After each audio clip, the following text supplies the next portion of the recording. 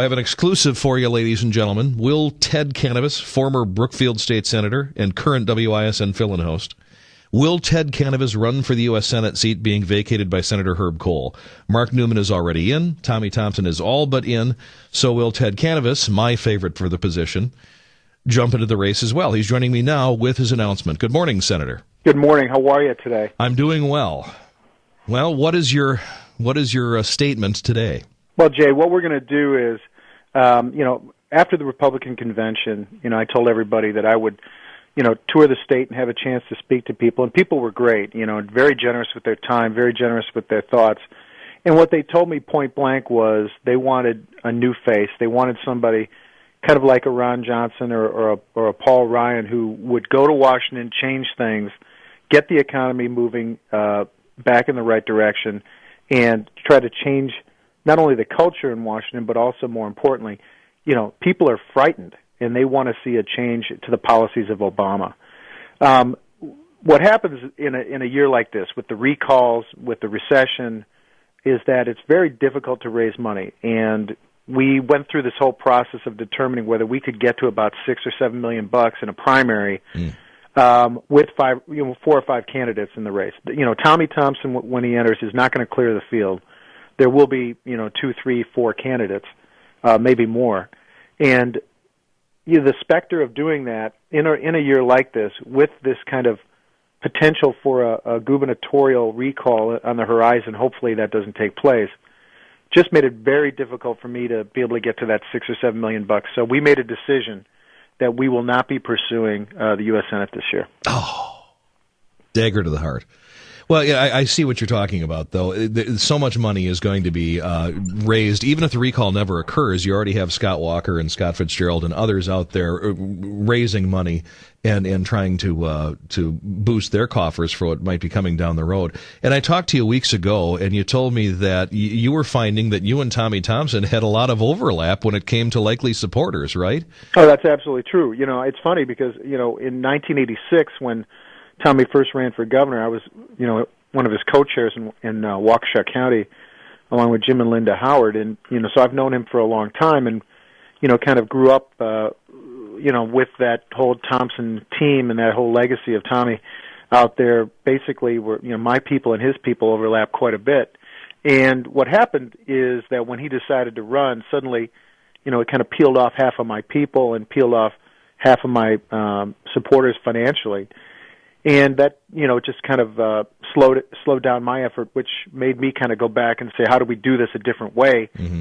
And when we tried to do it a different way, it became very clear that the amount of volume of fundraising that's going on in Wisconsin, which is just overwhelming. I'm getting letters almost every day in my mail. It's overwhelming, Jay. It's overwhelming. Yeah. Just did not lend itself for me, because I'm not a multimillionaire. I can't write a check for $6 million.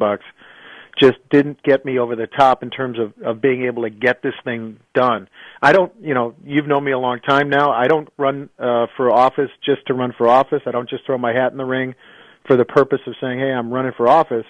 That's not who I am. I mean, if I was going to run, I needed a pathway forward where I could win. Mm-hmm. And that pathway was not presented this time. So we're not going to make this run, and I'm going to stay home, and we're going to make sure that, Scott Walker has a super successful administration, make sure that, we get a Republican senator and that we have a new president. Well, I also know that you're active behind the scenes as well. So now that you're out, right? Do you have a favorite? Will you endorse is one question. Well, I'm probably not going to endorse. I'm going to leave it open, but... will you fundraise for one of them or all of them? Or what I'm going to do, Jay, is I'll probably shift my focus away from the U.S. Senate race and let those candidates do their thing. Having considered the race, I don't want to get too deeply entrenched in that thing. I think what I'm going to probably do is shift my focus towards presidential stuff and try to help a candidate become the next president. You know what my position on this race has been. Mark Newman is the more conservative candidate over Tommy Thompson. At the same time, I didn't like the way Mark Newman played his race for governor.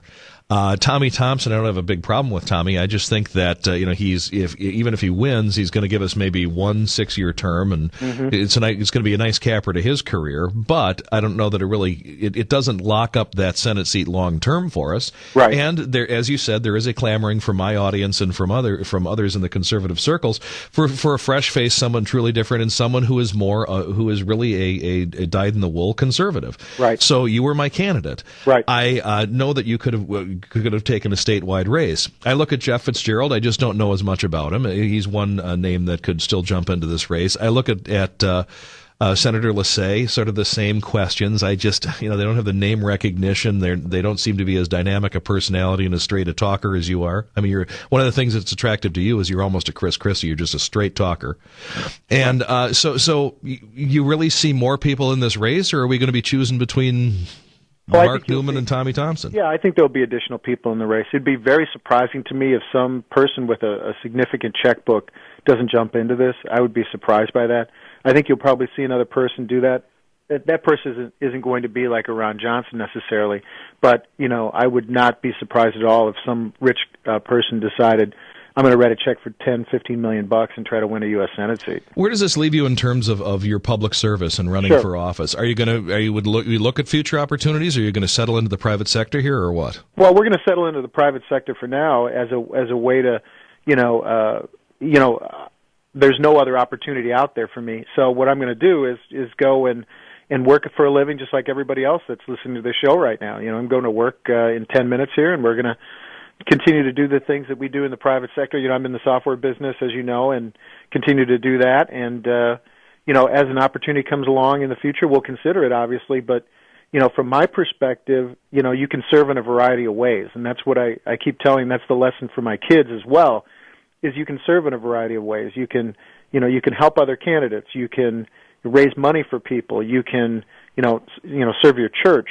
You can do a variety of things to serve. So, just putting your name on a ballot by itself isn't necessarily the be-all, end-all to service, and there's different ways to serve. Well, it's disappointing news to a lot of us, sir, but certainly understanding. It's understandable as well. So thanks so much for your past service, and thanks for coming on the show and allowing me to have the exclusive this morning. Absolutely. And, Jay, thanks for doing such a great job on radio. State Senator Ted Kanavas, former state senator, but you can still call him senator.